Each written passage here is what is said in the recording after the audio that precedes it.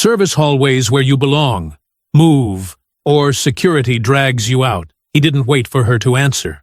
A fistful of cake slammed into Dr. Simone Rivers's face and dragged sideways, frosting grinding into her lashes and cheek, like he was wiping grime off a countertop. His mother laughed, bright and approving, while his father chuckled and lifted his glass, proud of the spectacle their son was making. "Look at her," the boy announced to the donors. "All that polish. Still can't act grateful." Simone's hands stayed at her sides. She didn't flinch. She didn't wipe it away. She just held his stare, breathing slow. And none of them knew their $700 million dream was seconds from being erased by her next word. Before continuing, comment where in the world you are watching from, and make sure to subscribe, because tomorrow's story is one you can't miss. Dr. Simone Rivers paused at the entrance of the Grand Meridian Ballroom, taking in the sparkle of crystal chandeliers and the sea of designer gowns. Camera flashes popped like tiny explosions, momentarily blinding her. She adjusted the sleeve of her deep blue evening dress, feeling the weight of the moment. "Remember the morality clause in Section 8.3, Naomi Pierce murmured beside her, sleek in charcoal gray. "You were right to insist on that one." "Always am," Simone replied quietly, her smile camera-ready, but her eyes scanning the room like radar. $700 million. That's what tonight's partnership was worth. More importantly, it meant jobs, real ones, with benefits and growth paths for communities that kept getting hollow promises. Dr. Rivers! Tilden Wexley's voice boomed across the marble floor as he strode toward them, every inch the finance titan in his perfectly tailored tuxedo. His wife Maribel glided at his side, dripping in diamonds that could fund a small nation. "So pleased you could join us?" "The pleasure's mine," Simone responded smoothly, extending her hand. Tilden shook it a beat too briefly. "Oh, dear." Maribel touched Simone's arm with manicured fingers. "Would you mind terribly asking the kitchen about the champagne service? We seem to be running low at table 6. Simone's smile didn't waver. "I'm actually here as a partner, Mrs. Wexley, but I'm sure the staff will be happy to help." "Oh!" Maribel's laugh tinkled like expensive ice. "My mistake entirely. Though while you're here, could you check if Dr. Rivers will be needed at the head table?" Naomi cut in professionally. "For the partnership announcement." Tilden's expression flickered. Of course. Though, if you wouldn't mind just confirming with security about the guest list." "I believe that's Brandon's job," Simone said pleasantly, naming the actual event coordinator. "Shall we head to our seats?" "I'm looking forward to the presentation." They moved through the crowd like a current of tension, Simone noting every sideways glance and whispered comment. The ballroom was a masterpiece of old money. Gold leaf on the ceiling, antique mirrors on the walls, and table settings that probably cost more than some people's monthly rent. At the center, an elevated stage held a row of chairs for key participants. Simone approached her assigned seat, clearly marked Rivers Axis Technologies on the golden placard. A hostess in black rushed forward, hand outstretched. "Oh, no, I'm sorry," the woman said with rehearsed concern. "There must be some confusion. The partner seating is reserved for—" Naomi smoothly produced the printed seating chart from her clutch. "Dr. Rivers is exactly where she should be. Perhaps you'd like to double-check your materials?" Laughter rippled from the surrounding tables. Not warm, not welcoming, but measuring. Testing. Simone settled into her chair with practiced grace, feeling the weight of dozens of eyes. She'd been in rooms like this her whole career, where power dressed itself in politeness and cruelty wore a smile. From a nearby table, Graham Wexley watched the scene unfold, swirling expensive scotch in a crystal glass. He couldn't be more than 19, but his eyes held the casual entitlement of someone who had never heard the word no stick. He studied Simone with the detached interest of a cat watching a bird through a window, probably wondering if it would be more fun to pounce now or later. The first course arrived, something delicate involving truffle foam and gold leaf. Simone ate carefully, maintaining light conversation while monitoring the room's subtle choreography. Servers moved in practiced patterns. Photographers circulated strategically. Everything felt just a fraction too arranged. "Your work in tech education is fascinating," said the woman to her left, a board member of something or other. "Almost like a charity, isn't it?" "Actually, it's a profit center," Simone corrected kindly. "Our apprenticeship program has a 93% placement rate and generates significant returns through innovation and talent retention." "How resourceful," the woman replied, in a tone that made it sound like a disease. As dinner progressed, the pattern became clear.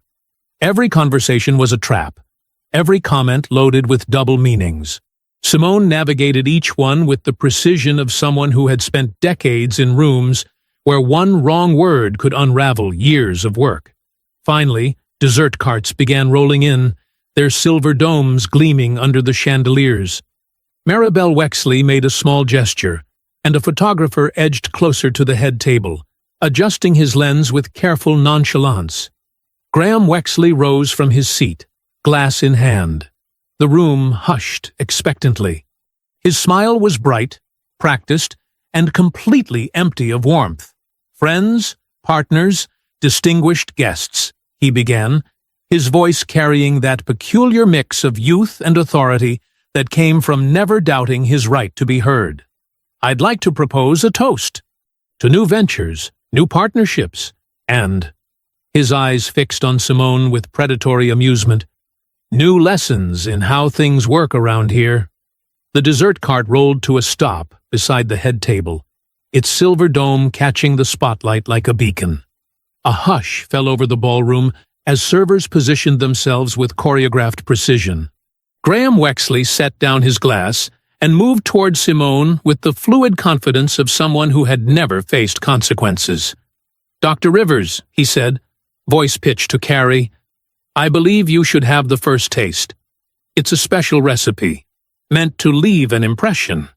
Simone felt Naomi shift beside her, protective instincts kicking in. But Deke Ransom appeared as if summoned, his bulk strategically positioned between Naomi and the table. Two more security guards drifted closer, their earpieces gleaming. The server lifted the dome with a flourish, revealing an elaborate chocolate torte decorated with spun sugar and edible flowers. It was beautiful, expensive, and somehow threatening in its perfection. Camera phones rose around the room like fireflies. "Come now." Graham's smile was razor-sharp as he lifted a dessert fork. "Don't be shy. We're all friends here, aren't we?" Simone maintained her professional smile, though her shoulder muscles tightened. She'd seen that look before, in boardrooms, at conferences, in every space where someone thought they could make her flinch. "You're very kind," she said evenly, "but perhaps we should wait for everyone to be served." Graham laughed, the sound bright and cruel. "Oh, Dr. Rivers, always so proper." He picked up a slice of cake with his bare hands, frosting smearing between his fingers. "Sometimes proper isn't the point. Sometimes the point is understanding where you fit." It happened fast. Graham stepped closer, invading her space with practiced ease. The cake connected with her face in a cold, wet smear. Frosting ground into her cheekbone, caught in her eyelashes, dragged across her carefully applied makeup. The impact wasn't hard, but the intention was clear. This wasn't a prank. This was a message. Gasps rippled through the crowd. Then, starting from the Wexley's table, laughter began to spread. Not shocked laughter, not embarrassed laughter, but the practiced, elegant sound of people who knew exactly what this was and approved. "There," Graham said softly, still too close. "Now you match the decor." Tilden Wexley's deep chuckle carried across the space. Maribel covered her mouth with perfectly manicured fingers, eyes dancing with mean delight. The room took its cue from them, transforming the assault into entertainment. "She'll learn," a donor at the next table muttered, loud enough to be heard. They always do, eventually. Simone remained perfectly still, feeling the cold slide of frosting down her neck. A diamond-draped woman nearby clicked her tongue and leaned forward. "Dear," she said to Simone, not Graham. "Don't make a scene. It's just a bit of fun." Deke Ransom shifted his weight, one hand hovering near his belt. His stance screamed ex-law enforcement, the kind who knew exactly how to make self-defense look like aggression. His eyes locked onto Simone, practically willing her to give him an excuse. The frosting was getting in her mouth now, sickeningly sweet. Simone could feel her pulse in her temples, could hear her mother's voice from years ago. "They expect us to break. That's why we don't." With deliberate slowness, she picked up a crisp white napkin. The fabric was expensive, real linen, probably imported. She wiped her face in careful, methodical strokes, maintaining eye contact with Graham the entire time. His smile flickered, just slightly. He'd wanted tears, or rage, or humiliation. Instead, he got poise. The room's energy shifted. Laughter faded into uncertain silence. Simone rose from her chair, every movement measured and precise. Even with cake in her hair, she managed to make Graham look small. "The microphone, please," she said, voice carrying clearly through the tension. The nearest server hesitated, glancing at the Wexleys. Deke took a half-step forward, but Simone's calm was its own kind of authority. The microphone appeared in her hand, and the remaining chuckles died in throats suddenly gone dry. Graham retreated a step, that familiar confusion crossing his face, the look of someone who'd never had their fun interrupted before. Tilden and Maribel's smiles became fixed, brittle things, as Simone adjusted her grip on the microphone. The spotlight swung fully onto her now, catching the glitter of frosting still clinging to her cheekbone. But somehow, impossibly, she made it look like war paint instead of humiliation. The entire ballroom seemed to hold its breath, waiting to see what would happen when dignity faced down cruelty. Naomi, still blocked by security but watching intently, allowed herself a small, fierce smile. She knew that look in her friend's eyes. It was the same look Simone had worn before every major victory in their company's history. Absolute certainty wrapped in steel. The sound system hummed to life as Simone raised the microphone. The silence in the room was absolute now, heavy with anticipation, and something like fear. Not fear of Simone, fear of what it meant that she wasn't afraid of them.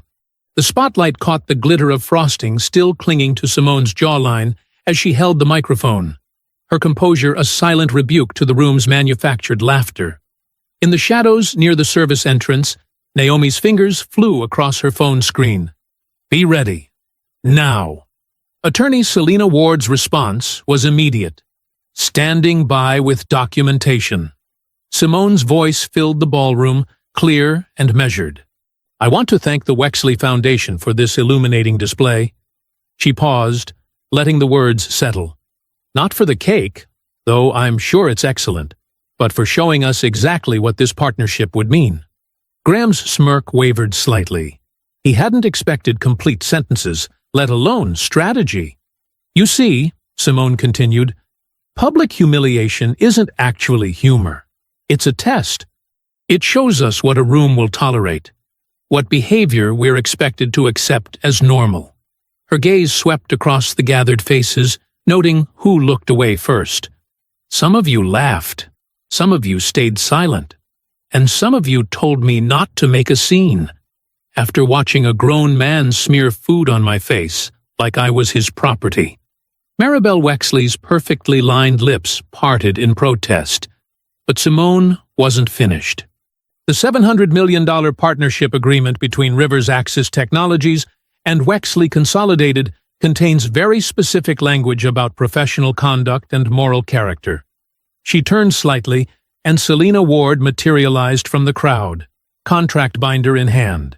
Section 7, Paragraph 4 states that either party may terminate the agreement immediately if the other demonstrates behavior inconsistent with basic human dignity or professional standards. Tilden Wexley's laugh boomed across the space, practiced and dismissive. My dear Dr. Rivers, surely you're being overly sensitive. It was a moment of youthful high spirits, nothing more. His tone dripped with false concern. Perhaps we should discuss this privately, when emotions aren't so heated. There's nothing to discuss privately, Simone replied. The frosting on her face caught the light as she turned to address the room directly. Rivers Axis Technologies is exercising its right to terminate this partnership agreement, effective immediately. Camera shutters clicked rapidly. Several phones live streaming the gala suddenly pointed straight at her. Selena stepped forward, her heels clicking against the marble floor as she opened the contract to the relevant page. The termination is being recorded and witnessed, Selena announced, her legal training evident in every crisp syllable. All parties present are hereby notified that the agreement's dissolution is based on documented violations of conduct standards. Graham's confident grin cracked at the edges. He glanced at his father, seeking direction, but Tilden was focused on damage control, already moving toward the microphone with his hands raised in a placating gesture. Now, he said, reaching for the microphone. Let's not be hasty. These technical details can always be worked out among friends. Simone kept her grip on the microphone, turning slightly so his attempt to grab it would be obvious to everyone watching. We are not friends, Mr. Wexley. We were potential business partners. And you just showed me exactly how you treat partners. Maribel glided forward, her designer dress rustling as she tried to position herself between Simone and the cameras. Darling, you're absolutely right to feel upset. Why don't we move this conversation somewhere more private? I'm sure we can smooth over any misunderstanding. There is no misunderstanding, Simone replied, her voice carrying clearly despite Maribel's attempt to shield her from view. Your son's behavior was deliberate. Your laughter was deliberate. And my response is equally deliberate. Naomi had made her way around the security line and now stood at Simone's shoulder, tablet in hand. The termination notice has been transmitted to all board members and relevant regulatory bodies, she announced, loud enough for nearby tables to hear. The room's atmosphere shifted palpably. Donors who had been laughing minutes ago now whispered behind their hands, reassessing alliances. Several board members who were present began checking their phones, reading the notification in real time. $700 million, Graham said, trying to sound amused but landing somewhere closer to strained. That's quite a tantrum over a little cake. No, Simone corrected him. That's quite a price to pay for thinking you could purchase my dignity, along with my company's technology. She handed the microphone to a nearby server, then straightened her jacket with precise movements. Selena, please ensure all documentation is properly filed. Naomi, we're done here. As Simone turned to leave, Graham stepped closer, his voice dropping to a whisper meant only for her ears. Good. That's exactly what we needed. Naomi, falling into step beside Simone, felt the first real chill of the night. Something in Graham's tone cut through the satisfaction of their exit, suggesting layers of calculation they hadn't yet uncovered. The click of their heels echoed across the marble floor as they walked toward the exit. Behind them, Tilden was already working the room, trying to spin the story. Maribel had her phone out, fingers moving rapidly across the screen. The hundreds of guests who had witnessed the scene were dividing into camps, some already crafting social media posts, others hurriedly making calls to distance themselves from the fallout. Security guards stepped aside as Simone approached the door, their earlier aggression replaced with uncertainty. The night air hit her face as she stepped outside, the frosting still sticky against her skin, but her spine was straight, and her eyes were clear. The heavy doors of the ballroom swung shut behind them, muffling the chaos inside. For 3 blessed seconds, there was silence. Then Simone's phone exploded with notifications, a cascade of buzzes and pings that made the device jump in her clutch. That's not normal, Naomi said, already pulling out her tablet. Her fingers flew across the screen, pulling up social media feeds. Suddenly, she stopped scrolling, her face draining of color. "Simone, look at this." A video was spreading across platforms like wildfire. The thumbnail showed Simone's face twisted in what looked like rage, an expression she knew she'd never made. The caption read, "Tech CEO snaps at charity event. Attacks teenage donor." "That's not what happened," Simone said, her voice steady despite the knot forming in her stomach. "Play it." The video started with Graham approaching, but the footage jumped and skipped, cutting out crucial seconds. His initial reach toward her face was missing entirely. Instead, it showed Simone appearing to jerk forward first, the cake smearing looking like a consequence rather than a cause. The audio had been spliced, inserting what sounded like an angry outburst before the cake incident. Comments were flooding in. "Who does she think she is? Talk about unprofessional. Typical angry black woman stereotype. Can't take a joke? Should lose her job for this." Naomi's fingers were already dialing. "We need Juno Park. Now." She put the phone on speaker as they walked briskly toward their waiting car. Juno Park answered on the second ring. "I'm already watching it blow up." "This isn't random." "How bad?" Simone asked, sliding into the back seat while Naomi joined her. The video's been shared by 37 seemingly unrelated accounts in the last 4 minutes, all with substantial followings, all with slightly different outraged commentary. "That's not organic. That's coordinated." Juno's voice was clipped, professional. "There are bot networks amplifying specific hashtags. Rivers Rage is trending. Sodomay Stew. Cancel Rivers Axis just started climbing." Through the car window, Simone could see Graham standing at the ballroom's entrance, phone in hand, that same satisfied smirk on his face.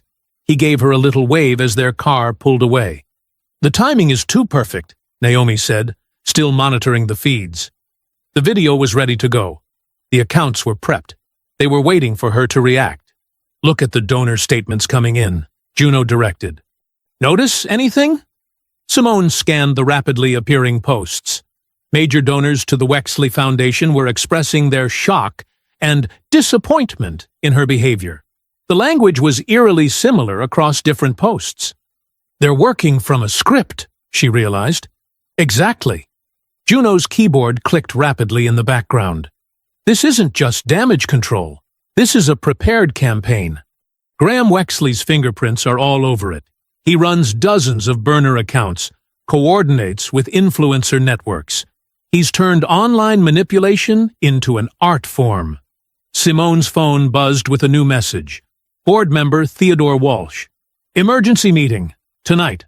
No exceptions." "They're trying to force my hand," Simone said, the pieces clicking into place.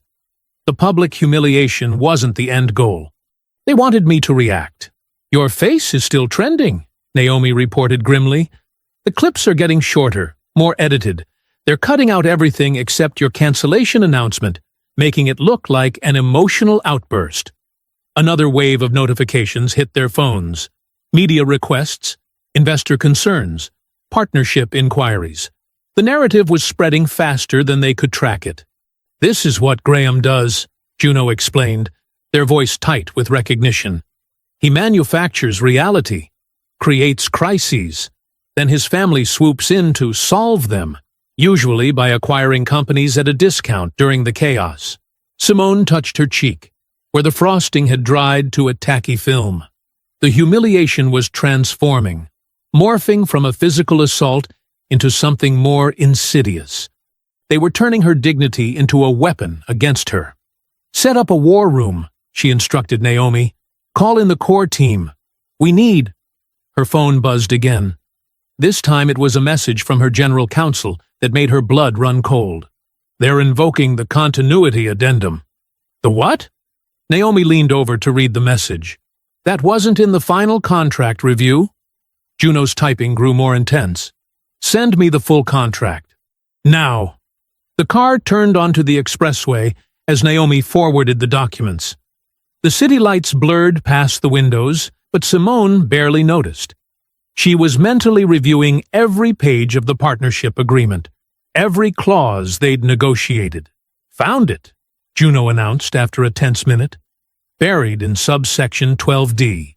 A continuity addendum, triggered by public disruption or reputational damage.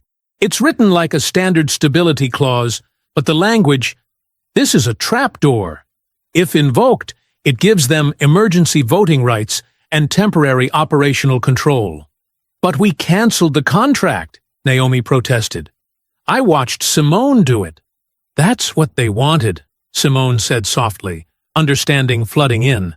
They needed me to cancel publicly. The cancellation itself triggers the addendum. They're not trying to save the partnership. They're using the cancellation to try to take control of my company. The car's interior fell silent except for the sound of more notifications arriving.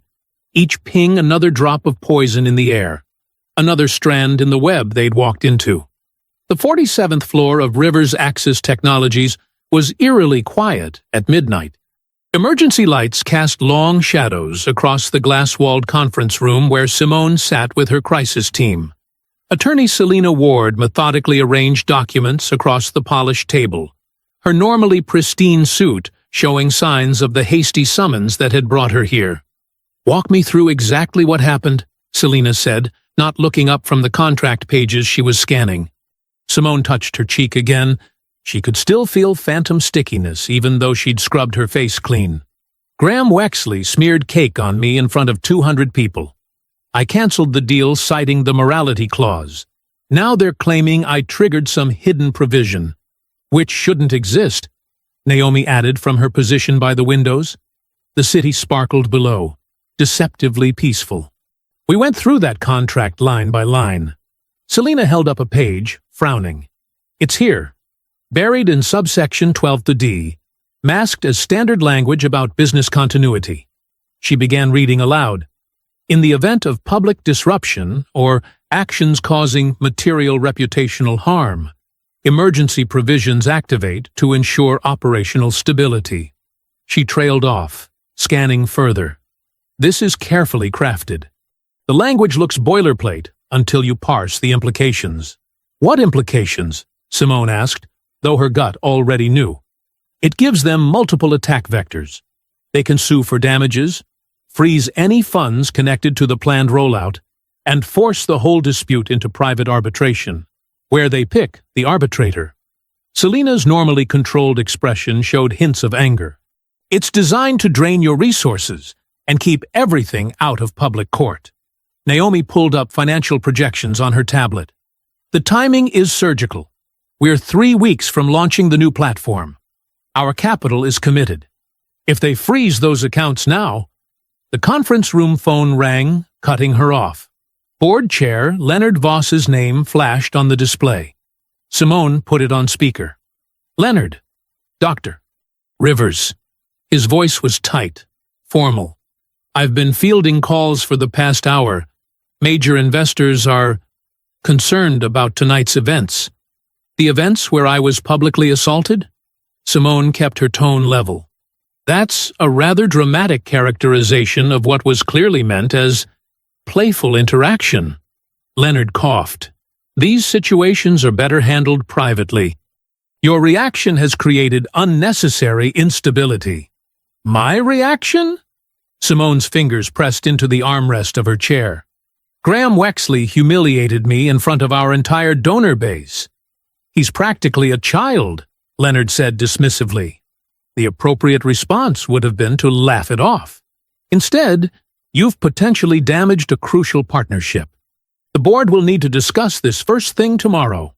The elevator chimed outside, and Noah Klein hurried into the conference room. His tie was loose, but his manner was oddly composed for someone called in near midnight. "I came as soon as I could," Noah said, setting his briefcase down. "I've already drafted some potential responses to stabilize the situation." Simone studied her COO's face. There was something too rehearsed about his concern. "The situation doesn't need stabilizing," she said carefully. "It needs investigating, starting with how that addendum got into our contract.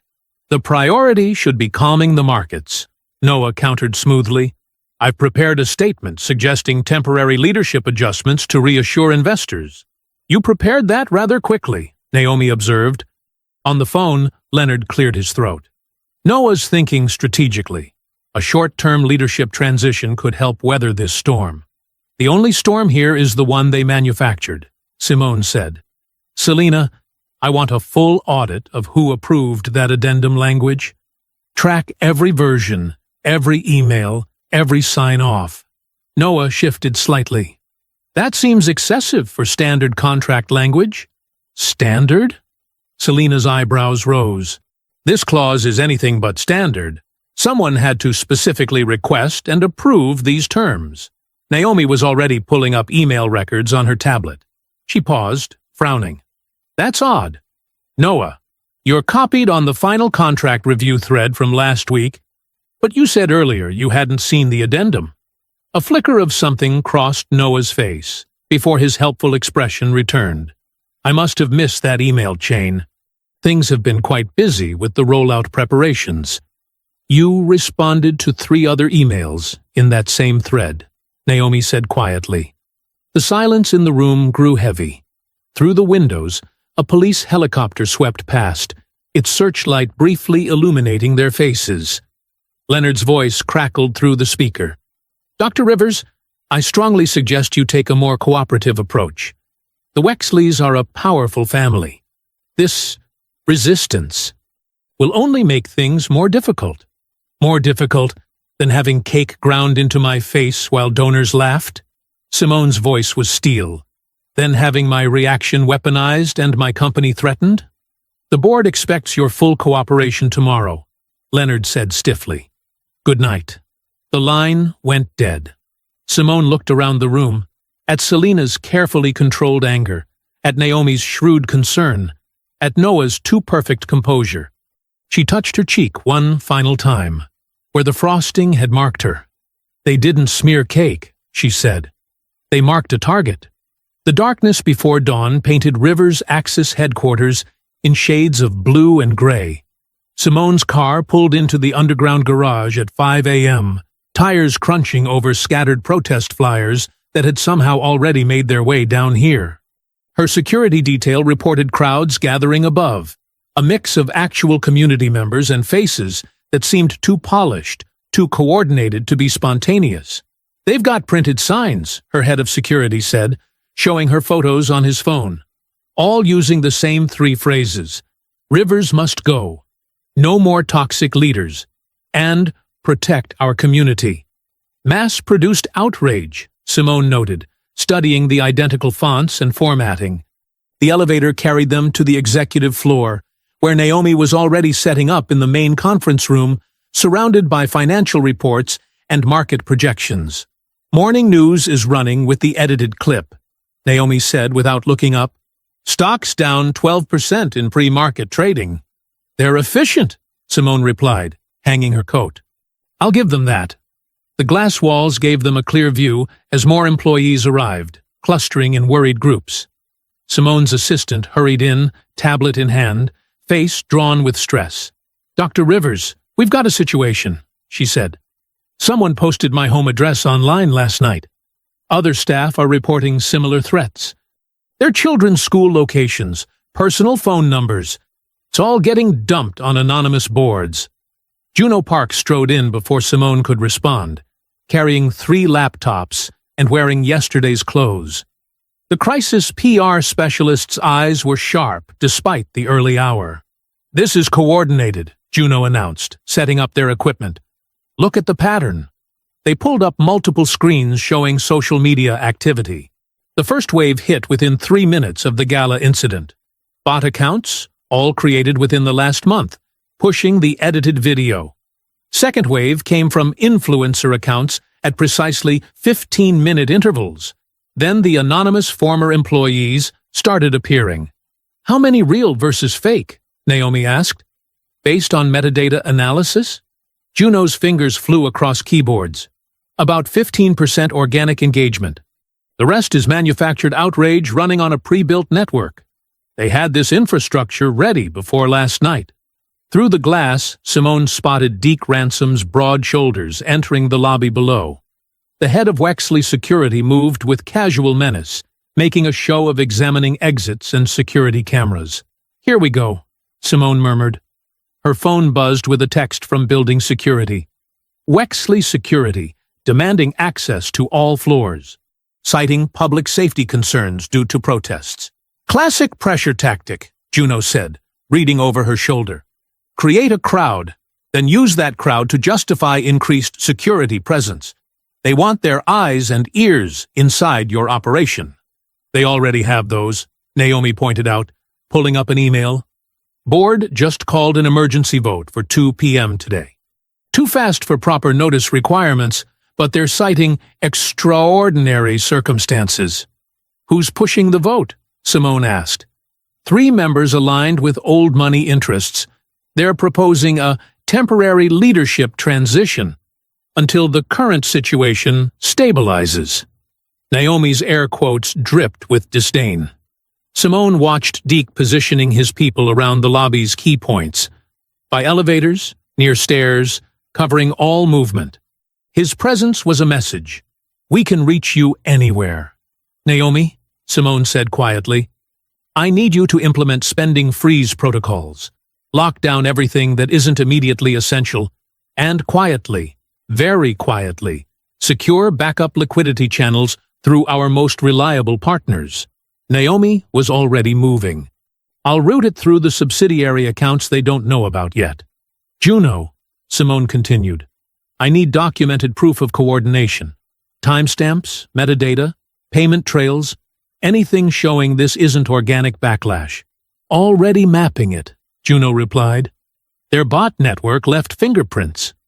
The question is whether we can prove intent before they strip our resources." The morning crawled by in a blur of crisis meetings and defensive measures. Simone's team tracked waves of attacks, more edited videos appearing, donor statements withdrawing support, community leaders suddenly receiving anonymous tips about concerns with Rivers Axis hiring practices. At precisely noon, a courier arrived with a thick envelope marked "Urgent Legal Notice." Simone opened it, while Naomi read over her shoulder. The document was dense with legal language, but the meaning was clear. Wexley-affiliated partners were seeking an emergency injunction to freeze Rivers Axis accounts pending investigation of conduct-related contract violations. Simone set the papers down carefully. "They want us too scared to breathe." The cold precision of it all, the timing, the multiple pressure points, the layered attacks, revealed the truth. Last night's humiliation wasn't improvised cruelty. It was the first move in a carefully planned siege. Through the windows, protesters' signs caught the midday sun, their identical fonts glinting like teeth. Deke Ransom stood among them, phone to his ear, smiling up at Simone's office with the patient satisfaction of someone who knew exactly how the trap would close. The afternoon sun blazed through the glass conference room, casting long shadows across the polished table where Rivers Axis's board members gathered. Simone straightened her jacket, a armor of tailored navy wool, and walked in with measured steps. 14 pairs of eyes tracked her movement, their usual respectful nods replaced with the clinical assessment reserved for problems requiring disposal. Leonard Voss occupied the chairman's seat like a throne, his silver hair catching the light as he leaned forward with practiced concern. "Dr. Rivers, thank you for joining us on such short notice. Given the circumstances, we felt immediate action was necessary." "The circumstances being a coordinated attack on our company," Simone said, taking her seat. Naomi settled beside her, tablet ready, while Selena Ward arranged legal documents with precise movements. "The circumstances," Leonard emphasized, "being a public relations crisis that threatens investor confidence." He gestured to a screen showing Rivers Axis's plummeting stock price. "We have a fiduciary duty to protect shareholder value." Board member Victoria Hayes, who had never challenged Leonard in 10 years, spoke up with suspicious readiness. "The media coverage is concerning. The viral video raises questions about temperament and judgment." "An edited video," Selena interjected, deliberately manipulated to create a false narrative. Perception becomes reality in the market, said James Morrison, another board member who typically stayed silent. We need to consider temporary leadership adjustments while this situation stabilizes. Simone noted how they echoed each other's phrasing. Temporary, stabilize, protect value. Words chosen to sound reasonable while disguising their intent. The coordination was obvious to anyone paying attention. Let's be direct, Simone said. You're suggesting I step aside because someone assaulted me on camera and then manipulated the footage to paint me as the aggressor. We're suggesting, Leonard replied smoothly, that the company needs a clear path forward that doesn't involve public controversy. A brief leadership transition would allow tensions to cool. Noah Klein spoke up from his corner seat, voice gentle as a knife wrapped in silk. I could serve as interim CEO if needed. My relationships with our partners are strong, and I have no connection to last night's unfortunate events. Simone turned to study him. Noah kept his eyes down, radiating helpful concern, but something in his careful posture raised warnings. Before we discuss transitions, she said, I want to know how the continuity addendum made it into our contract without full board review. Who approved that language? The room shifted uncomfortably. Leonard cleared his throat. Contract details are handled through appropriate channels. The relevant committees. I'd like to see the email logs, Simone cut in. All communications regarding the addendum's approval process. That would involve private board correspondence, Victoria objected. We have confidentiality obligations, while simultaneously demanding complete transparency from me, Simone noted. The hypocrisy landed like a physical blow. Several board members had the grace to look uncomfortable, but others met her gaze with blank corporate politeness, the kind that masked whatever deals had already been made. Selina stood, commanding attention. Before this discussion continues, I need to remind the board of several legal considerations. First, removing Dr. Rivers in response to a manufactured crisis could be seen as validating a coordinated smear campaign. Second, any leadership change without proper investigation of last night's events creates liability concerns. Third, there are serious questions about the contract addendum's approval process that need to be addressed. We're not removing anyone, Leonard said smoothly. We're discussing temporary measures to protect company interests. By suggesting the CEO step aside because she was publicly assaulted, Naomi's voice cut through the corporate doublespeak. How does that protect our interests? The optics, James began.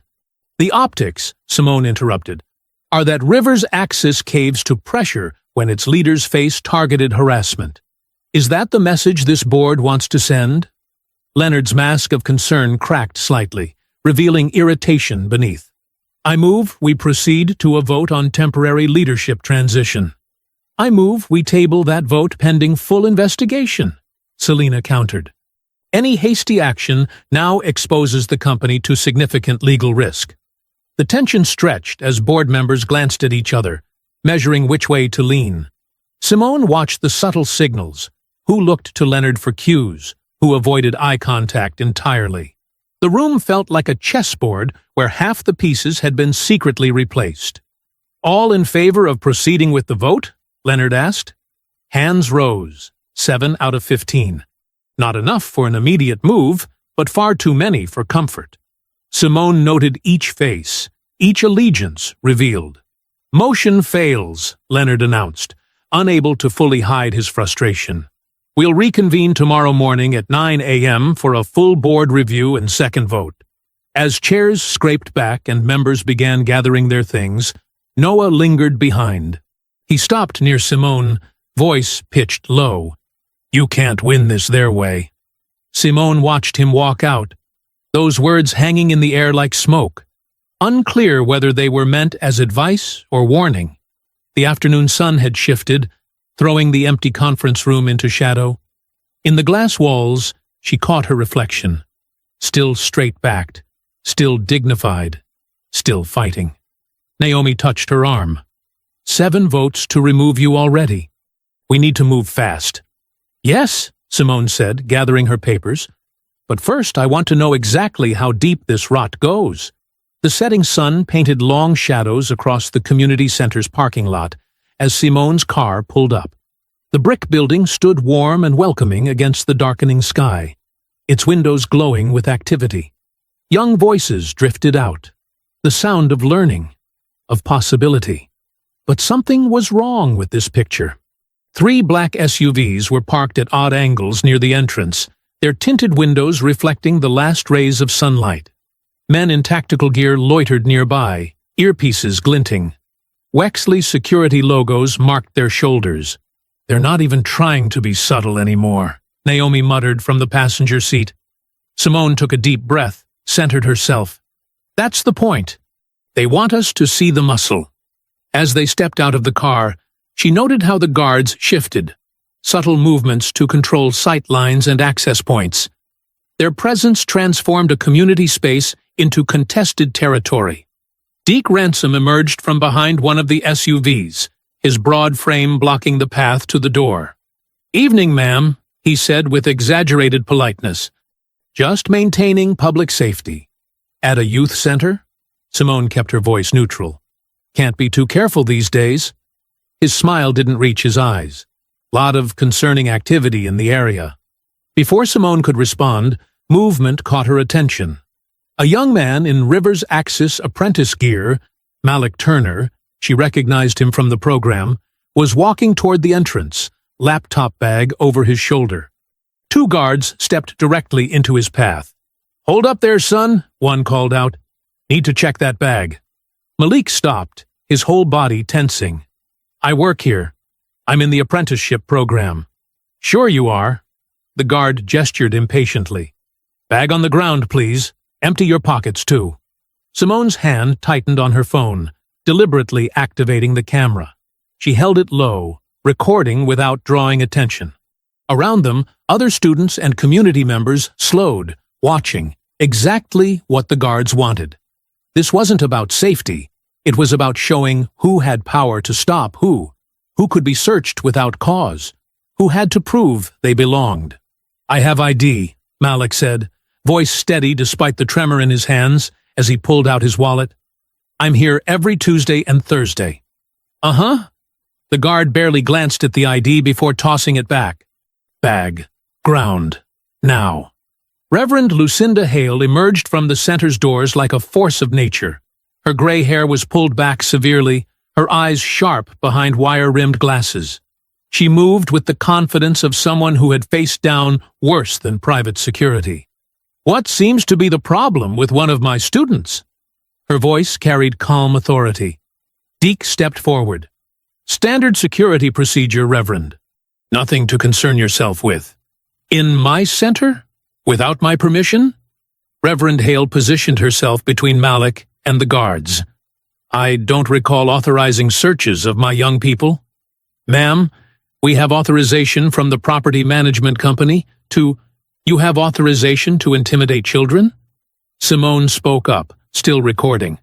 "To harass program participants?" Deke's practiced smile tightened. "Now, Dr. Rivers, no need to get emotional about standard safety protocols. I'd like the names and badge numbers of everyone involved in this stop," Simone said evenly. "Ma'am, if you're going to be hostile, requesting basic accountability is hostile." Simone kept her tone measured, professional. Interesting definition. Malik still hadn't moved, his laptop bag clutched tight. The guards loomed closer, trying to provoke a reaction they could use. Reverend Hale touched his shoulder gently. "Baby, go on inside," she said. "These men were just leaving." "But they can't just—" Malik's voice shook with rage, not fear. "They can, and they do," Reverend Hale said quietly. "But not today, not here. Go on now." Simone watched Malik's face, saw the familiar struggle between dignity and survival, between standing up and staying safe. He was learning the wrong lesson, that his achievements didn't matter, that no amount of hard work could protect him from people who saw his existence as a threat. The guards exchanged looks, realizing they weren't getting the confrontation they wanted. Deke made a small gesture, and they backed off, returning to their positions by the SUVs. "Just doing our jobs," Deke said smoothly. "No offense intended." "Every offense was intended," Reverend Hale replied. "That's rather the point, isn't it?" Inside the center's main room, the tension didn't fully dissipate. Students huddled in small groups, voices low, shooting worried glances at the windows where guard shadows moved past. Malik sat at a computer station, his movements still tight with contained anger. Reverend Hale led Simone and Naomi to her office, closing the door with a decisive click. The small room was warm, filled with books and photographs, decades of community history on the walls. "They've been doing this for weeks," she said, settling behind her desk. "Ever since the partnership announcement. Testing boundaries, establishing presence. This isn't about security. It's about control." "The deal wasn't just about money, was it?" Simone asked. Reverend Hale's eyes were tired, but fierce. "It never is with families like the Wexleys. Money they have. What they want is power. Over spaces, over stories, over who gets to feel safe where." Through the office window, Simone could see Malik helping a younger student with coding homework. His shoulders still tight, but his focus absolute. He refused to be driven away from his own growth. "We're not losing twice," Simone said firmly. "Not the company, and not this space." The fluorescent lights of Jimmy's all-night diner buzzed overhead, casting a harsh glow on the worn leather booths. At this hour, the place was nearly empty, perfect for conversations that needed privacy. Simone sat in the corner booth, stirring untouched coffee while investigator Reese Dalton spread documents across the Formica table. "Your gut was right," Reese said, his voice low and measured. He slid over a stack of financial records. "These shell companies, Liberty Metro Solutions, Apex Digital Dynamics, Westbrook Consulting Group, they're all registered through different agents, different states. But the money flows back to one source." Simone studied the highlighted transfers. "The Wexleys. Through about 6 layers of cutouts, yes." Reese tapped a series of timestamps. "What's interesting is the pattern. Every time there's a major real estate acquisition or infrastructure project in target neighborhoods, these companies suddenly get very active. They hire community outreach specialists and digital marketing firms." A laptop screen flickered to life at the edge of the table. Juno Park's face appeared in a secure video window, their quick fingers typing as they spoke. "And those firms are busy little bees," Juno said. "I've been mapping the bot networks and influence campaigns. Check this out." Their screen filled with a visualization, hundreds of interconnected nodes pulsing with activity. "See these clusters? They look random at first glance, like organic traffic. But the timing is too perfect. The language patterns are too consistent. Someone's conducting the chaos," Simone said. "Exactly. And they're good, really good. They know how to make manufactured outrage feel authentic. But there are signatures." Juno highlighted several nodes. "These accounts? They activate in precise sequences. Different names, different profile pictures, but the same underlying code. Someone trained in social engineering built this system." The diner's bell chimed. Reverend Lucinda Hale entered, carrying a weathered leather notebook. She slid into the booth beside Simone, her presence bringing gravity to the gathering. "I brought what you asked for," Hale said, placing the notebook on the table. "Been keeping these records for 12 years. Nobody else was watching, so I did." Simone opened the notebook carefully.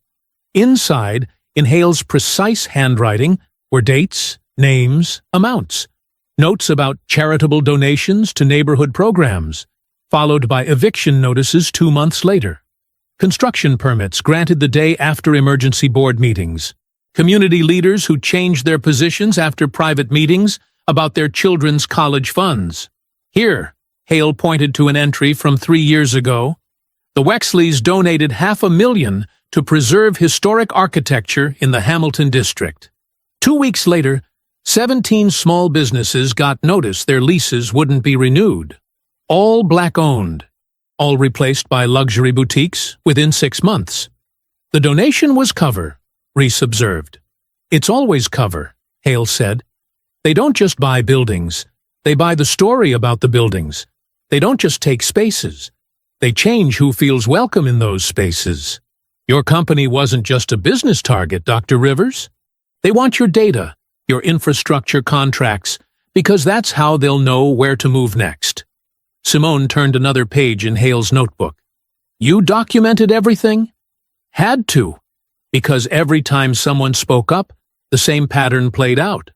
Sudden scandals, social media attacks, private security showing up at their doors with concerns. Sound familiar? Juno's typing grew more intense. Speaking of patterns, I'm seeing elevated bot activity right now. They're preparing something. Simone's phone buzzed. A text from Naomi. Server logs show unauthorized access night of gala. Internal credentials used. Someone was in our system before it all went down. An inside job, Reese said quietly. Not just inside, Simone replied. Someone who knew exactly what they were looking for. Someone who understood both our technical infrastructure and our governance vulnerabilities. The group fell silent as a tired waitress refilled their coffee cups. When she moved away, Hale spoke again, her voice carrying decades of stored truth. This is bigger than one night, one incident, she said.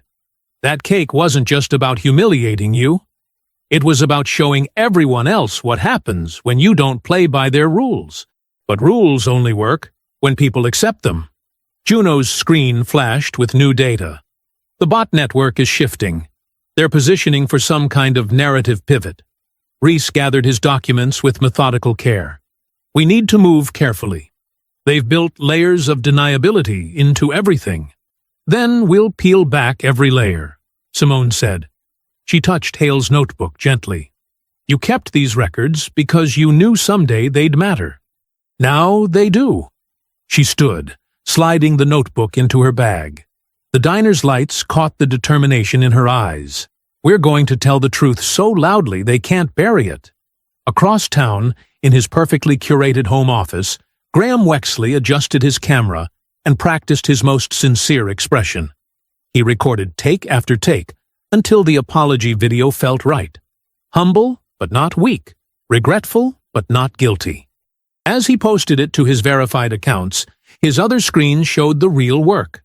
Thousands of coordinated posts flooding every platform, shaping the story even as he appeared to apologize for it.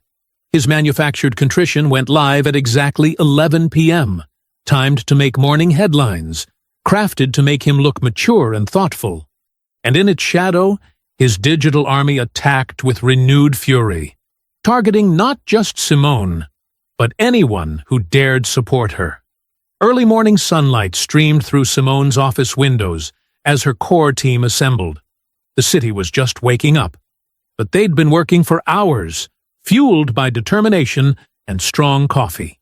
Juno Park's laptop displayed frame-by-frame analysis of the newly acquired video footage. Look at this, Juno said, zooming in on a perfect, unobstructed angle.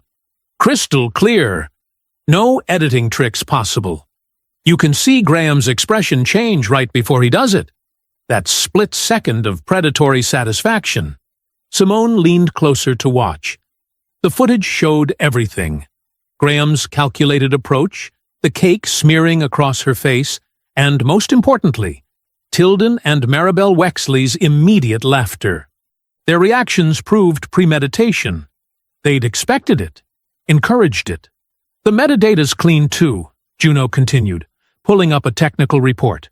Original timestamp, location data, device information, all intact. They can't claim this was manipulated. Naomi paced by the window, phone pressed to her ear. She ended her call with a rare smile. Catherine Chen from Meridian Capital is willing to go on record. Says she's seen enough country club bullying in her career. She'll back you publicly and commit to maintaining their position. That's significant, Selena said, looking up from her legal documents. Meridian holds what, 12%? 14, Naomi confirmed. and they have influence with other institutional investors. Selina spread papers across the conference table, each stack precisely organized. I've drafted the injunction request. We're hitting them from multiple angles: harassment, market manipulation, coordinated defamation. The evidence of their bot network is particularly damning. Timeline? Simone asked. We file everything within the hour. The press conference gives us qualified privilege for the initial disclosure, then we follow immediately with court submissions. Selina checked her watch. Local news crews are already setting up downstairs. For the first time in days, the tension in Simone's shoulders began to ease. She looked at her team: Naomi's quiet competence, Juno's technical precision, Selina's legal expertise. They'd worked through the night, building an airtight case. We're not just defending ourselves anymore, Simone said. We're exposing their whole system. Juno's screens showed real-time analytics. Social sentiment is already shifting. People are asking questions about Graham's apology video, noticing the convenient timing, the manufactured responses. The stock's stabilizing too, Naomi added. Once Catherine speaks. A commotion erupted in the outer office. Heavy footsteps approached. The door opened and 3 federal agents entered, badges displayed. Behind them, Noah Klein stood in the doorway, his face a mask of practiced concern. Dr. Rivers, the lead agent said, I'm Agent Carroll with the Financial Crimes Division. We're here regarding allegations of serious data privacy violations. Selina stepped forward. I'm Rivers' Axis General Counsel. What's the nature of these allegations? We have evidence of unauthorized data collection and misuse of personal information. Carroll produced a document. This complaint was filed internally through proper channels. We're executing an immediate freeze on corporate accounts pending investigation. Naomi's phone buzzed. The banks. Everything's locked. Payroll, operations, all of it. Juno's fingers flew across their keyboard. They're blocking system access, too. Critical servers are being restricted. Selina snatched the complaint, scanning rapidly. Her expression darkened. This filing, the authorization signature. She turned to Noah. You submitted this? Noah straightened his tie, every movement deliberate. As Chief Operating Officer, I have a responsibility to report potential violations. When I discovered irregularities— What irregularities? Simone's voice cut through his practiced speech. Show me exactly what you found. The details are in my filing, Noah said smoothly. I was trying to protect the company from potential liability. These issues required immediate attention. You're lying. Simone stood, calm fury radiating from her stillness. You've been lying for months, haven't you? Working for them? Noah's smile didn't reach his eyes. I was trying to protect the company. Reporters began gathering outside the building. Phones rang unanswered throughout the office. Employees stood in clusters, whispering anxiously about frozen accounts and system lockouts. Hours crawled by in a blur of crisis calls and emergency meetings. The press conference collapsed before it began. Catherine Chen regretfully withdrew her support, citing developing concerns.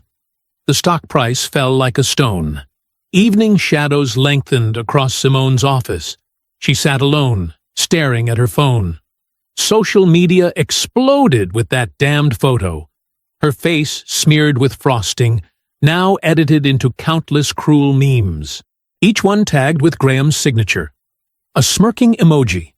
The betrayal cut deep. Noah had been her COO for 3 years. He'd sat in this very office countless times, planning strategy, sharing concerns, always so helpful, so supportive. Every suggestion, every introduction, every policy change, all of it designed to create this moment. Her phone buzzed with a text from Reverend Hale. Meet me tonight. I have the missing piece. The community center stood dark against the night sky, its windows reflecting scattered streetlight through sheets of rain. Simone parked around back, away from the main street, and hurried through the downpour to the service entrance where Reverend Hale waited. You came alone? Hale asked, ushering her inside. As requested. Simone followed her through the quiet hallways. Juno and Investigator Dalton are joining remotely. The back room was small but secure. No windows, one door, and thick concrete walls that had withstood decades of neighborhood change. A laptop sat open on a folding table, screens showing Juno and Reese in separate windows. The rain's steady tapping filtered through the ceiling, marking time like a metronome. Reverend Hale locked the door and pulled a worn leather portfolio from her desk drawer. Before I show you this, you need to understand something. People think the Wexleys built their fortune on real estate and finance. That's not quite right. She removed an envelope sealed with aged tape. They built it on silence, on making problems disappear. What kind of problems? Simone asked. People who wouldn't sell. Reporters who asked questions. Community leaders who fought back. Hale's eyes held old anger. Anyone who stood in their way. She produced a USB drive, its label faded but still legible.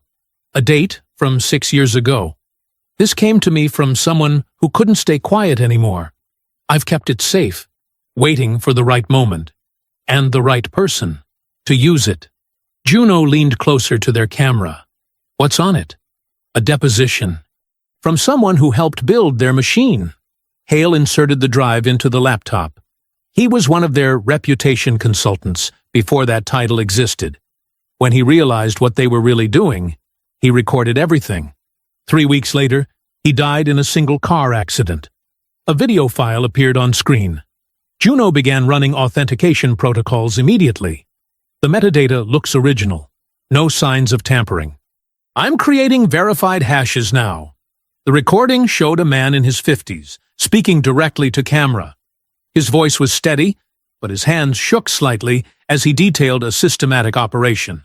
Shell companies layered within shell companies, each designed to distance the Wexleys from their tactics.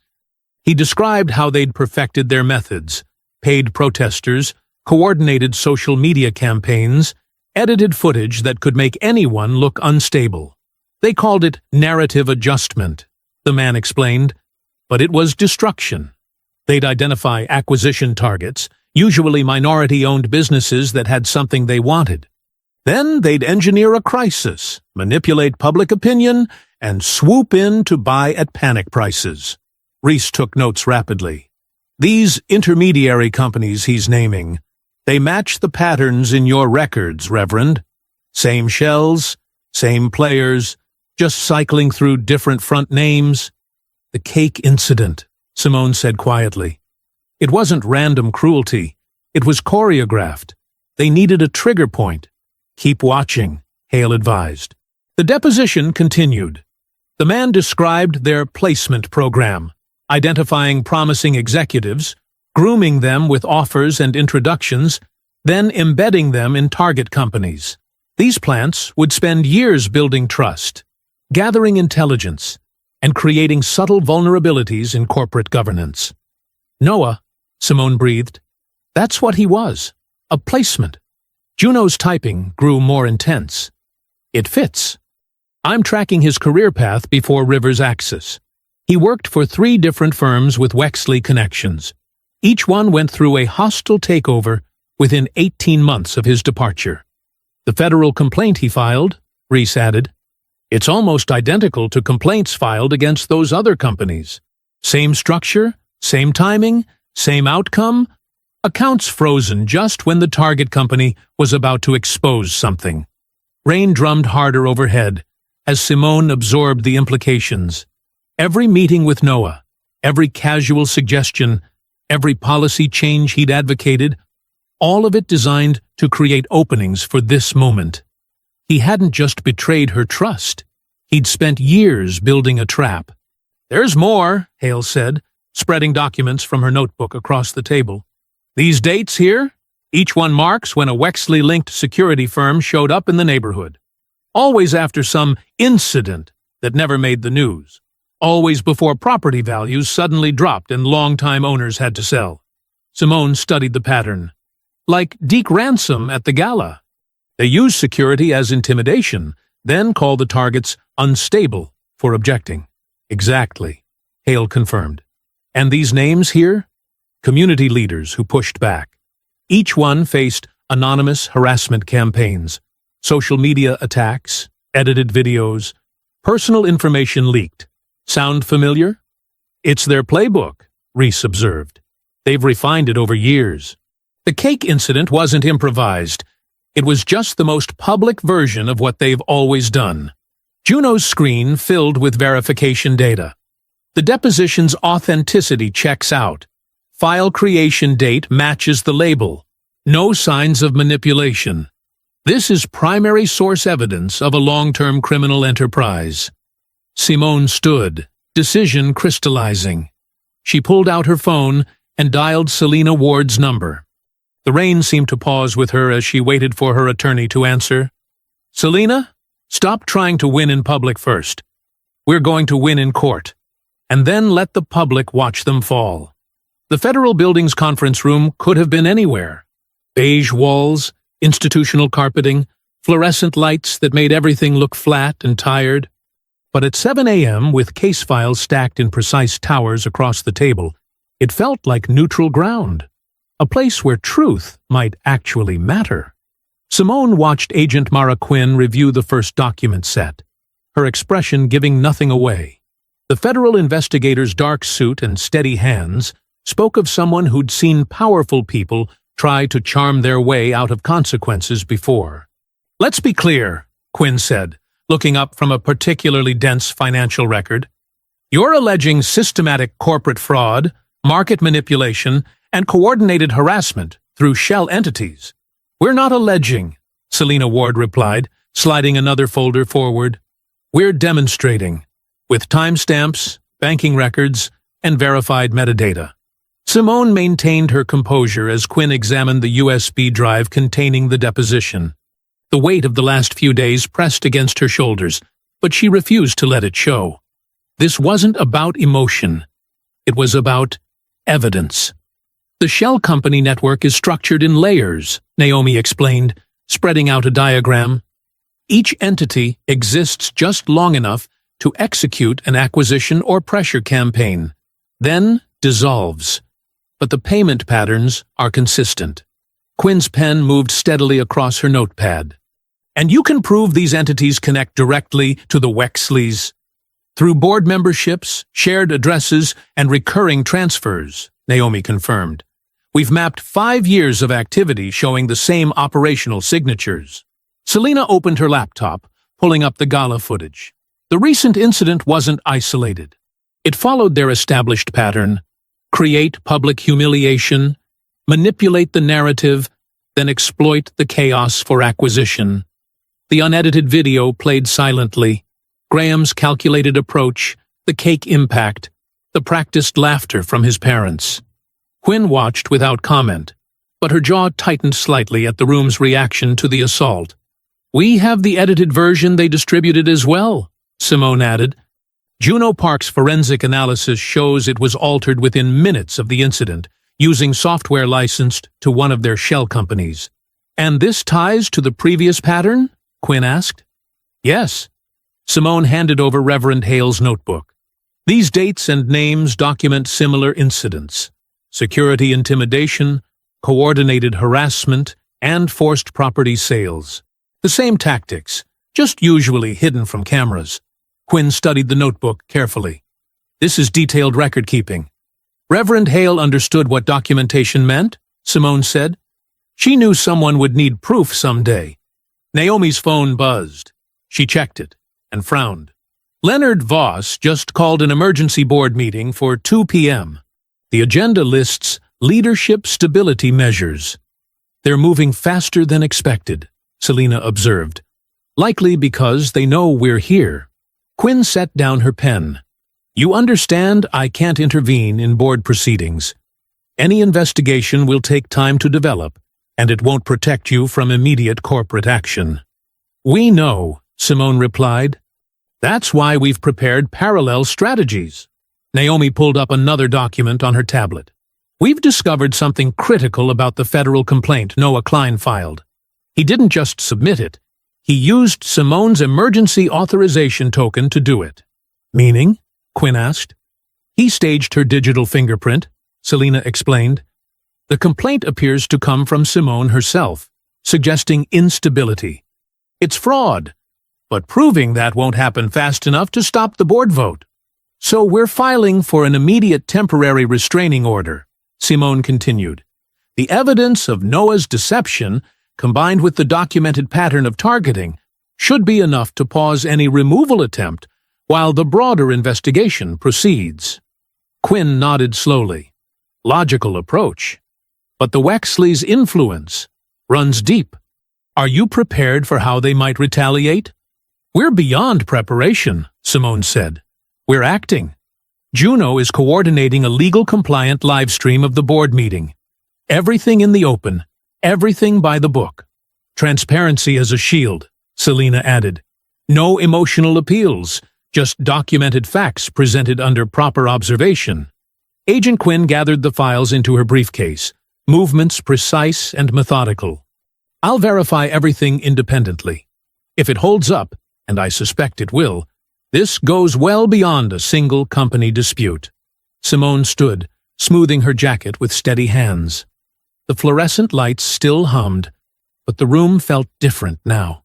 The evidence towers had served their purpose, not as pleas for help, but as foundation stones for justice. Dr. Rivers, Quinn said as they prepared to leave, if your evidence holds, you're not the target anymore. Simone met her eyes directly. Good, because I'm done being hunted. She stepped into the hallway where Naomi waited with their next set of files. The morning sun slanted through nearby windows, catching dust motes in bars of light.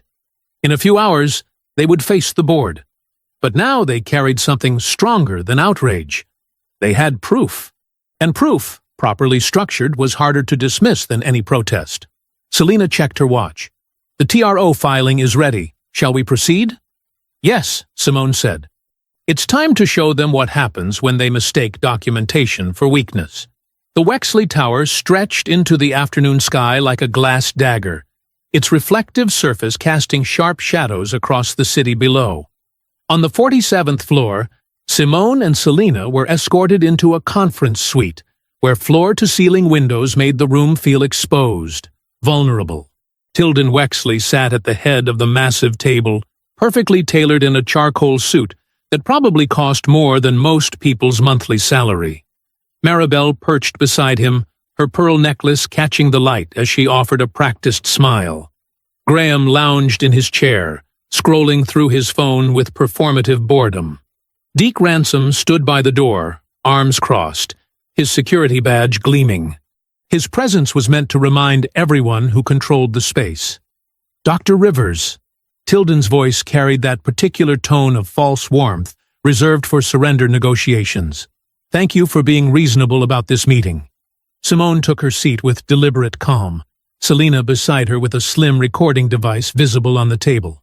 Before we begin, Selena said, we need to establish consent for recording. This is a standard legal requirement. Oh, surely that's not necessary for a friendly discussion. Maribel laughed softly. It's non-negotiable, Simone stated. Selena proceeded with clinical precision. For the record, please state your name and verbal consent to audio recording of this meeting. One by one, they complied, perhaps amused by what they saw as pointless formality. Tilden first, then Maribel, Graham rolling his eyes as he gave his name, even Deke from his position by the door. Now then, Tilden spread his hands on the polished table.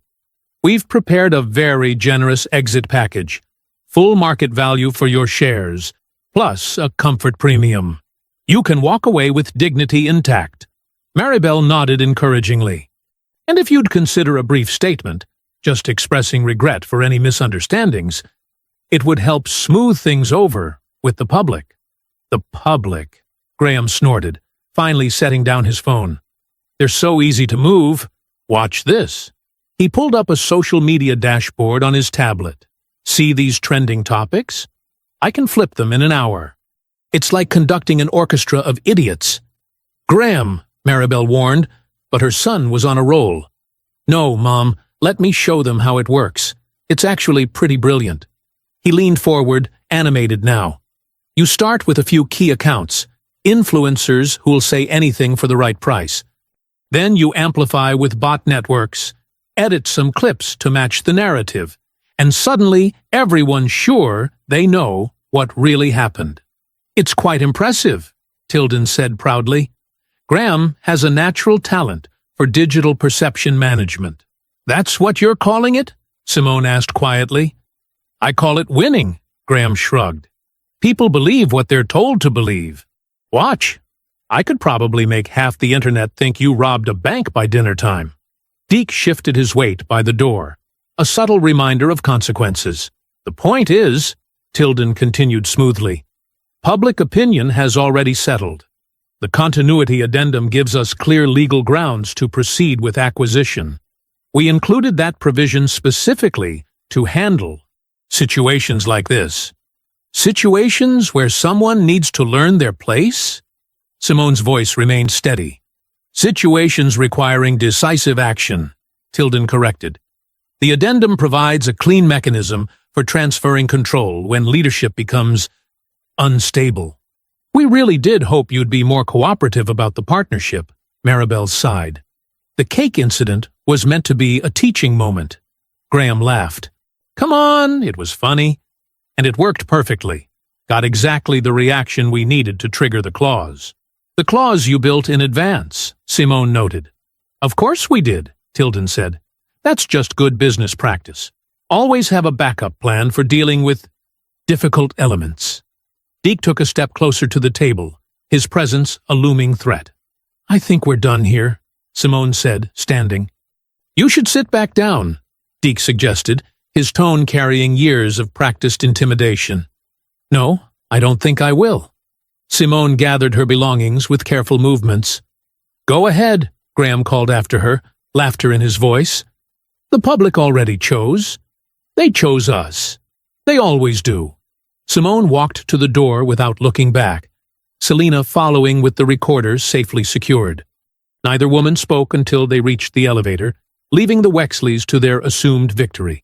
As the doors closed, Deke's shadow still visible in the hallway, Simone finally allowed herself to exhale. The recording device in Selina's briefcase held every word, every admission, every threat, exactly as planned. But they weren't finished yet. The real work was still to come. They descended past floor after floor of polished glass and steel, the empire the Wexleys had built through fear and manipulation. But empires could fall, especially when their rulers became too comfortable with their own power to guard their tongues. The lobby's marble floors echoed under their heels as they walked out into the afternoon sun. Behind them, the tower cast its long shadow across the street, but Simone stepped purposefully into the light. They had what they came for. Now it was time to use it. The Rivers Axis Technologies boardroom hummed with tension as evening shadows stretched across the city. Board members filed in, some in person, others connecting remotely, their faces tiled across the massive display screen.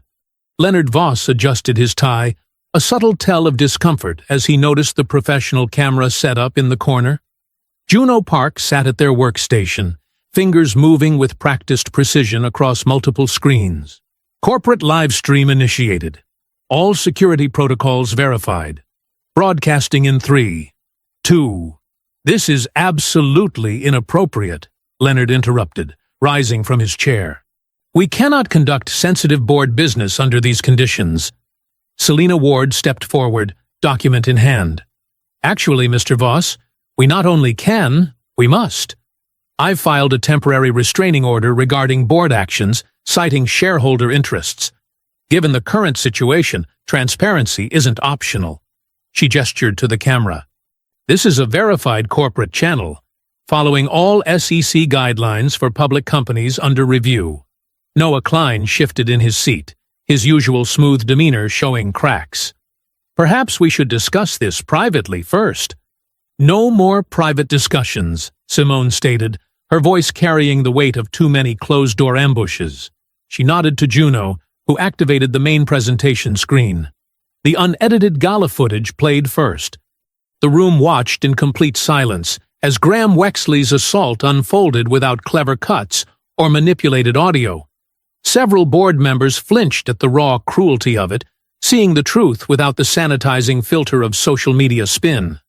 Now, Simone continued, let's examine what followed. She clicked to the next slide as Naomi distributed documents to each board member. Receipt after receipt appeared. Bot network purchases, coordinated timing of paid posts, shell company transfers that created the illusion of organic outrage. The data was meticulous, each transaction tied to specific attacks on Rivers' axis and its leadership. This isn't just about cake, Simone explained. It's about a systematic attempt to devalue and seize control of this company through manufactured crisis.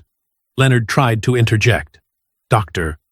Rivers, your tone is backed by evidence, Selina cut in smoothly. She activated an audio clip from the settlement meeting, Graham Wexley's voice filling the room with unmistakable pride as he detailed his manipulation techniques. Several investors on the video call leaned closer to their cameras. One unmuted to ask, is he admitting to securities fraud? Among other things, Selina confirmed. The full recording has been provided to relevant authorities. Noah maintained his composed facade, though his fingers drummed a nervous pattern on the table. This is all circumstantial.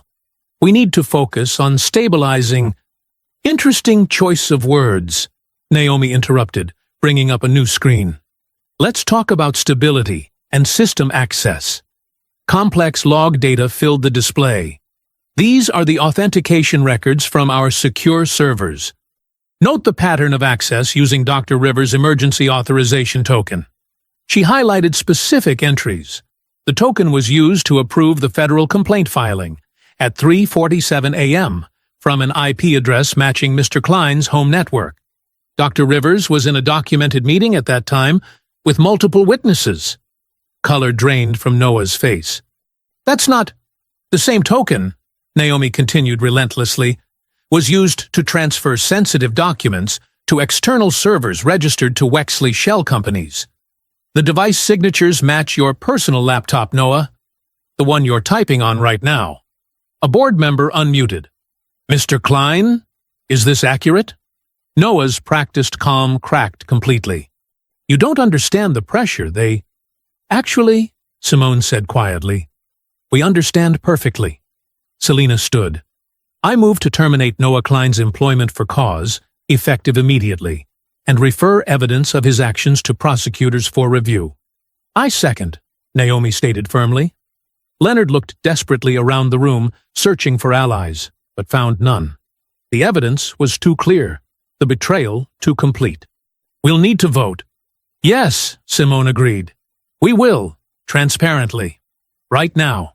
The vote was not close. Security waited outside the boardroom, having been notified in advance. They approached with professional courtesy, as Noah was stripped of his credentials and escorted from the building. The live stream caught every moment. The same unblinking lens that had broadcast Simone's humiliation now documented accountability in action. Leonard's phone began to vibrate. Then other phones joined in, creating a chorus of incoming messages. Partners were calling, investors demanding explanations, donors frantically trying to distance themselves from the Wexley connection. Through it all, Simone remained seated, hands steady on the table. She watched as the room's power dynamics realigned around the weight of truth rather than the shadow of influence. For the first time since the gala, she allowed herself a full breath, feeling the bands of pressure around her chest finally begin to loosen. Dr. Rivers, an investor, spoke from the screen. I believe we owe you an apology. No, Simone replied. You owe this company your vigilance. The truth was always there. We just had to be willing to see it. Naomi squeezed her friend's shoulder as board members began gathering their things, some avoiding eye contact, others offering awkward nods of acknowledgement. The live stream ended, but its impact was already rippling through social media, group chats, and news alerts, this time without manipulation, without artificial amplification, just the clean, sharp light of consequences illuminating the darkness of entrenched power. Morning sunlight streamed through the community center's windows, catching dust motes in golden beams. Simone sat at a worn table, watching Reverend Hale pour coffee with the same careful attention she gave everything, like even the smallest acts carried weight. "You take yours black, if I remember right," Hale said, sliding a steaming mug across the scratched surface. "Always have." Simone wrapped her hands around the warmth, anchoring herself in this moment of quiet before the storm fully broke. On the wall-mounted TV, a news ticker crawled with updates. The center's regular morning crowd gathered in small clusters, their usual chatter punctuated by gasps and pointing at screens. Every phone buzzed with notifications as the story exploded across networks, this time driven by facts, not manipulation. Agent Mara Quinn strode through the door, her presence carrying the gravity of official action. "Dr. Rivers, the warrants are being executed as we speak." She accepted a coffee from Hale with a grateful nod. "Multiple shell companies, digital assets, linked accounts, all frozen pending investigation." "How many shells did you find?" Simone asked. "More than 30 so far." "The network goes deeper than even your evidence suggested." Quinn's phone lit up with another update. "They're hitting the main Wexley offices now." Malik Turner burst in, still wearing his apprenticeship badge, practically vibrating with energy. "Did you see? They're live-streaming it at the Garden Club." He pulled up a news feed on his phone, gathering everyone around. The footage showed the Wexleys' carefully orchestrated redemption luncheon dissolving into chaos. Society photographers who'd come for staged apologies instead captured Tilden Wexley's practiced smile, crumbling as federal agents appeared at the edges of the frame. His face shifted from confusion to realization to barely contained panic, each moment preserved in high-definition clarity. "Watch Maribel," Hale murmured, pointing to the screen's corner. Maribel Wexley stood frozen in designer silk, her perfect posture a statue of denial as longtime allies physically stepped away from her. Women who'd shared her charity boards and private boxes now turned their backs, phones already out to delete photos and untag connections. The room's temperature dropped degree by degree as decades of cultivated influence evaporated in real time. "Mom says half the donor board already resigned," Malik added, scrolling through updates. "They're all claiming they had no idea about anything." Graham appeared on screen next, his usual smirk replaced by something younger and less certain. He tried his practiced lines about youthful mistakes and learning experiences, but the reporters weren't playing along anymore. They had screenshots of his coordinated attack plans, timestamps of his late-night manipulation sessions, receipts for bought influence and manufactured consent. "What's happening to their accounts?" someone asked. Agent Quinn checked her tablet. "Complete lockdown. The same financial weapons they used against Rivers Axis are being applied to their own assets, legally, with full documentation of probable cause." She allowed herself a small smile. Turns out, evidence works better than intimidation. Simone stood, smoothing her jacket. "Speaking of evidence and consequences, Malik, could you join me for a moment? There's something we need to announce." They moved to the center's main hall, where media had gathered respectfully behind Hale's prescribed boundaries. Cameras focused as Simone stepped to the podium. Malik nearby. "Rivers Axis Technologies is pleased to announce a new partnership consortium," she began, her voice carrying easily through the space. "One built on ethical oversight and community benefit, maintaining our planned expansion without compromising our values." She outlined the structure: local stakeholders, transparent governance, distributed opportunity. Jobs weren't just safe. They were growing. The apprenticeship program would double its capacity. "And to demonstrate our commitment to long-term investment in talent," Simone continued, "we're establishing the Turner Innovation Scholarship, named for one of our most promising young team members." She turned to Malik, whose eyes widened. "Full tuition and guaranteed paid internship placement, with 20 spots reserved annually for students from this community." Malik's composed expression cracked into pure joy. Around him, phones lifted to capture the moment. Organic celebration, not manufactured outrage. Parents hugged their children. Teachers wiped tears. This wasn't just corporate news, it was hope made tangible. Questions flew from reporters about the Wexley's assets, about potential charges, about market impact. Simone answered with measured precision, neither gloating nor minimizing. She'd learned long ago that dignity was its own victory. As the crowd dispersed, Simone found herself outside the center's entrance with Malik and Reverend Hale. They watched students file past into morning classes, backpacks bouncing, futures a little brighter than yesterday. They thought humiliation was a leash, Simone said quietly, remembering frosting ground into her skin. Laughter meant to wound. Malik looked at her, understanding in his young face. And you snapped it. In the distance, sirens wailed. But this time, they were heading toward Wexley Towers, toward accountability, toward consequence. Justice, like coffee, was being served hot and black. If you enjoyed the story, leave a like to support my channel, and subscribe so that you do not miss out on the next one. On the screen, I have picked 2 special stories just for you. Have a wonderful day.